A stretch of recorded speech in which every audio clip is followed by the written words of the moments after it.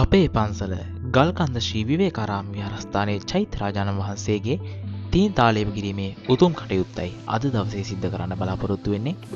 අපේ මාමලා ඉතින් මේ විදිහට ඇවිල්ලා උදේ පාන්දරම ඉස්සෙල්ලාම අපේ තීන්ත එක සකසා ගැනීමේ කටයුත්ත මේ විදිහට සිද්ධ කරනවා.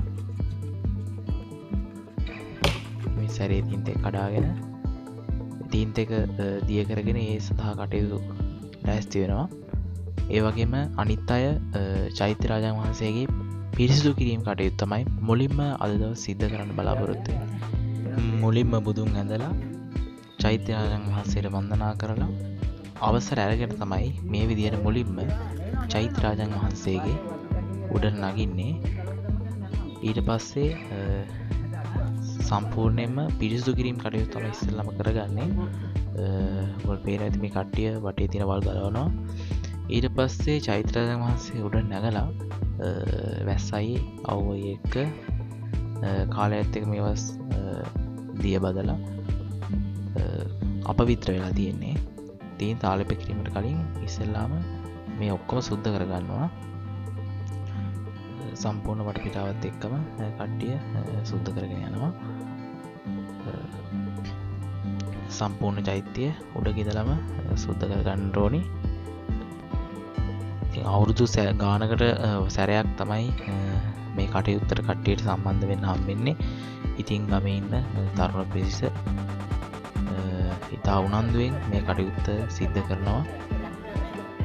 කිසිම වැටුපත් බලාපොරොත්තු වෙන්නේ නෙවෙයි.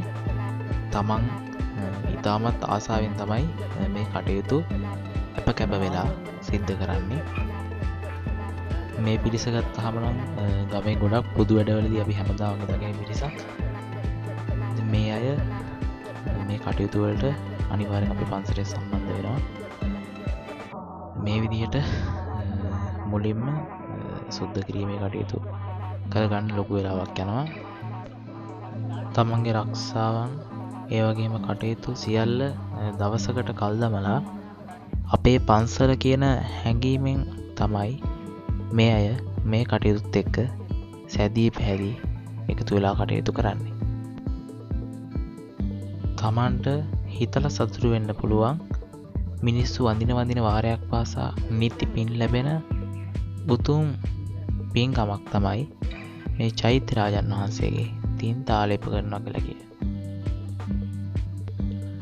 ගොඩක් දවල් වෙන්න අවුව වැඩි වෙන හින්දා ඉක්මන මේ පිරිසිදු කිරීමේ කාර්ය ඉවර කරගන්න ඕනි. මොකද තීන්ත ගන්න තියෙනවා.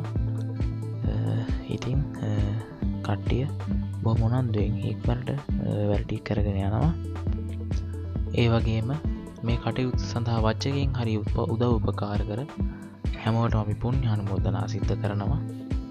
මේ විදිහට තමයි කිසිම මහන්සියක් බලන්නේ නැතුව ඊටමත් ගෞරවයෙන් මේ කාර්ය දිගටම කරගෙන යන්නේ.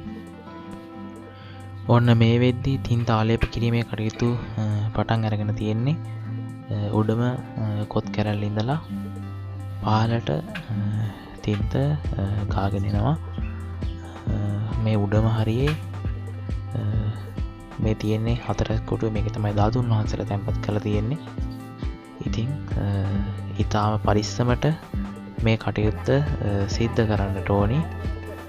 ඉතින් පහළේ ඉඳලා කට්ටිය උඩට උදව් දෙනවා. උඩ ඉඳලා අපේ කට්ටිය තින්ත ටික පල්ලෙහාට ක්‍රමක්‍රමයෙන් ගාගෙන එනවා. පන්සලට ආදරය කරන පිරිසක් ඉන්න ඕන මේවා වැඩි දියුණු වෙන්න. ඉතින් මේ කාර්යය හැමෝටම බලන්න හම්බෙන්නෙත් නෑ. ඉතින් ඉතාම කලාතුරකින් සිද්ධ කරන දෙයක්. ඉතින් ගොඩක් අයට වාසනාව තියෙනවා මේ සදා සහ සම්බන්ධ වෙන්න. මේ දැන් ගොඩක් දවල් වෙලා තියෙන්නේ. ඉතින් හිරු රශ්මි ඉතාමත් දැඩි. ඉතින් මේ කිසිම දෙයක් බලන්න නැතුව ඉතාම උනන්දුවෙන් මේ කටයුතු ටික සිද්ධ කරගෙන යනවා. දැන් හතරස් කොටුව තමයි මේ විදිහට තින්ත ගාල ඉවර කරන්නේ. චෛත්‍ය ගර්භය තින් තාලේප කිරීම පටන් ගන්නවා. උඩ තින්ත ගෑම ආරම්භ කරත් තාම පහළ ටික පිරිසිදු කරලා අවසන් නැහැ. පිරිසක් පහළ පිරිසිදු කරන ගමන් ඉන්නේ. ඒ අතරේ මේ අමාරුම කොටස තින් තාලේප කර ගැනීම බොහොම දැඩි පරිශ්‍රමයක් දරලා මේ විදිහට සිද්ධ කරගෙන යනවා. ඉතින් මේක පිරිසක් එකතු වෙලා තමයි මේ වැඩේ කරන්නට ඕනේ. කිහිප දෙනෙක් එකතු වෙන්නට ඕනේ. බොහොම අමාරු කාර්යයක්. මේ සඳහා හැමෝගෙම සහයෝගය ඉතාමත් වටිනවා. එකමුතුභාවය මේ හැමදේම ඕනි. ඔයගොල්ලෝ පේනවා ඇති මේ දීග හිනිමන් උඩට අල්ලගෙන එක්කෙනා අල්ලගෙන බොහොම උනන්දුවෙන් මේ කටයුතු දිගටම සිද්ධ කරගෙන යනවා.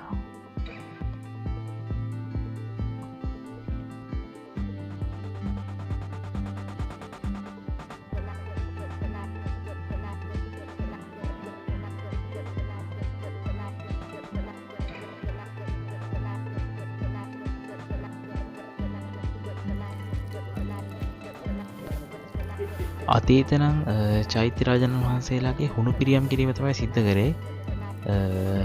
ඒත් වර්තමානයේ වෙද්දී නූතනය හදපු චෛත්‍ය රාජන් වහන්සේලාගේ කල්පැවැත්මට තීන් තාලේප කිරීම සිද්ධ කරනවා.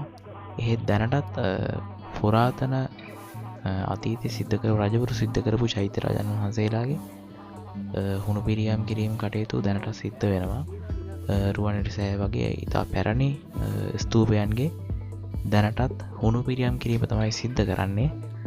ඒත් සමහර වර්තමානය වෙද්දී පරිණාමය වෙලා මේ විද්දී තීන් තාලේප කිරීම සිද්ධ කරනවා.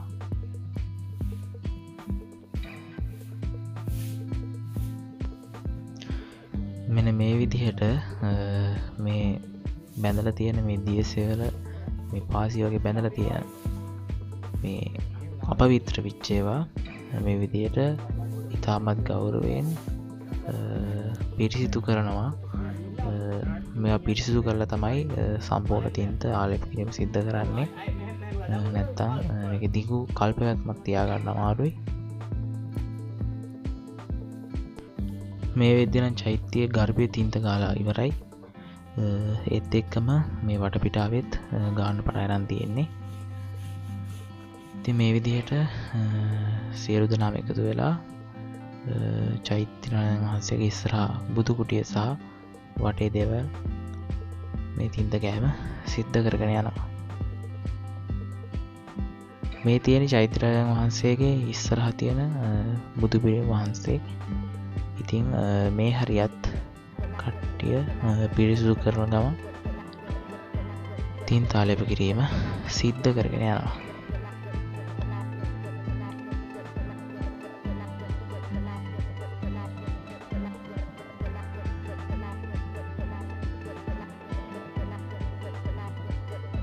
ඉතින් සම්පූර්ණයෙන්ම නවීන තත්ත්වයට ගන්න තමයි මේ හැමෝම කැපවෙන්නේ. මේ කිසිම දෙයක් පරිහානියට යන්න දෙන්නේ නැතුව රැකගන්න තමයි හැමෝගෙන් බලාපොරොත්තුව. ඕගොල්ලෝ දන්නවා දැනට බෝරොබුදුර වගේ චෛත්‍ය රාජන් වහන්සේලා ඉන්දුනීසියාවේ මේ වෙද්දී සම්පූර්ණයෙන්ම ස්මාරක බවට පත් වෙලා තියෙනවා. ඒත් මේ සෑම දෙම රැකගෙන ඉස්සරහට යන්න තමයි මේ හැමෝම උනන්දු වෙන්නේ.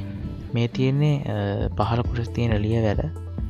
ඉතින් මේ බහිරව රූප මේ හැම දෙයක්ම පිරිසිදු කරගෙන තීන් තාලේප කරගෙන යනවා. ඉතින් ඒත් එක්කම වටේ තියෙන වලාකුළු බැමි සුද්ධ පවිත්‍ර කරගන්නවා. මේ හැම දෙයක්ම තින්ත ගාලා රැක ගන්න තමයි මේ හැම දෙයක්ම කට්ටිය හැමක වෙලා වැඩ කරන්නේ. මේ තියෙන්නේ මේ ලාසනම තියෙන බෝධීන් වහන්සේ. ඉතින් එහා පැත්තේ තවමත් කට්ටිය දිගටම වැඩ කරගෙන යනවා.